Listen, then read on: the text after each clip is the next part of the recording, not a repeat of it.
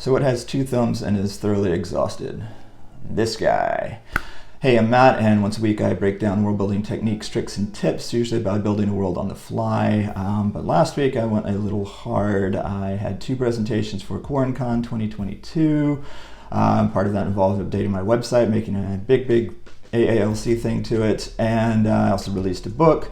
Plus, it was my wife and I's birthday, and we went a little hard in the celebrating, and now she's out of town, and I am flying solo. So that's a long way of saying you're basically getting 30% this week, but that doesn't mean the fun has to stop.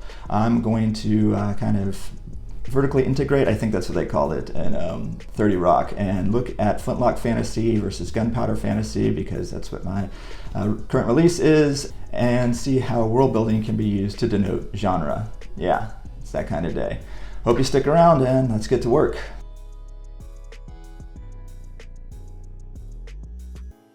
So Flintlock Fantasy is a, well, wonderfully alliterative subgenre of fantasy, and it basically boils down to 17th or 18th century analog culture and involves guns, specifically flintlocks. Flintlocks, if you're not aware, are the old school, it uses flint to ignite the charge, which is powder, and it is old-timey powder. In fact, it's a smooth bore with muskets. In fact, I remember when the subgenre was specifically called Muskets and Magic before Flintlock Fantasy, which I find superior because of my love of alliteration. And when it comes to exemplars, you got to start with Brian McClellan and his Powder Mage series. These are two magic systems in it, the main one being the Powder Mages, who snort gunpowder to give them cocaine-like abilities and power over they can make a gunpowder explode at a distance or curve bullets. They're great shots, and they're facing off against the old society, which involves mages and like the traditional type, but there's a whole bunch more to it. It all starts with the overthrow, and I think McClellan said he was aiming it after the Industrial Revolution, kind of, that sort of thing. Anyways, that one's got, I think, 2 series in it, plus a lot of short stories, 2 trilogies, just check it out. Django Wexler's Shadow Campaigns is another top exemplar where one of the main characters, there's a lot of POVs, but one of the main characters is actually in a firing squad, not a firing squad, but a squad of soldiers that use muskets, and also has a lot more going on. Adrian Tchaikovsky's Guns of Dawn, Naomi Novik's Temeria, I don't know how to say that, and Brent Weeks' Lightbringer, that one comes up a lot, but even like that one in Brandon Sanderson's Mistborn Era 2, and Zamil's Akhtar, please forgive me if I got that wrong, Gunmetal Gods, that's another example. That one, unlike the others, is the only non-European based one, which we'll kind of talk about in a second. So that one gets a special shout out.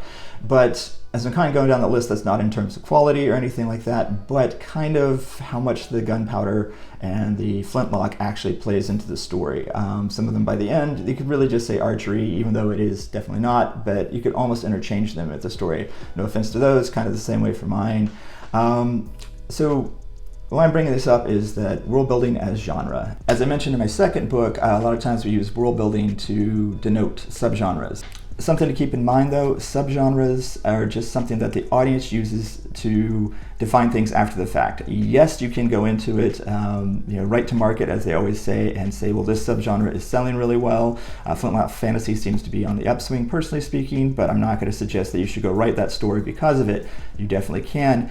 But for the most part, these subgenres didn't exist until someone wrote a book and people were like, well, where are we going to put this? Where does this story belong? So subgenres are really a part of a classification just so we can shorthand it. And a lot of times we use world building to do that shorthand. Portal fantasy, a great example, is in it's taking a portal to move from one world to the other, from primary to secondary world. Steampunk usually means there's a time period, kind of, feel again that 18th century kind of stuff. Mythic fantasy, long time ago. Epic means more more in scope, and high fantasy is versus low fantasy is the degree of magic. Gunpowder fantasy in this mode means that there is gunpowder in it, but that can touch a lot of things. If you look at a Venn diagram, then Flintlock Fantasy is definitely going to be in Gunpowder Fantasy, but there are a lot of other ones that can take part of too. Weird West, that's Weird Westerns, they're going to have gunpowder in it. Steampunk probably has got gunpowder, with all their airships and all that. Urban fantasy, modern, so guns exist now unless they're written out of the story for some reason. Gas lamps, same sort of thing. And then it's, in that later time period after 17th century, what we think of as more modern, but with fantasy elements.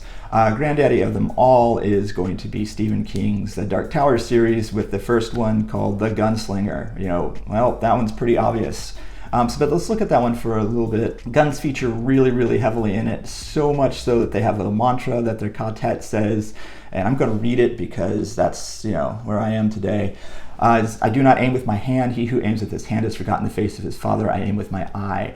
I do not shoot with my hand. He who shoots with his hand has forgotten the face of his father. I shoot with my mind. I do not kill with my gun.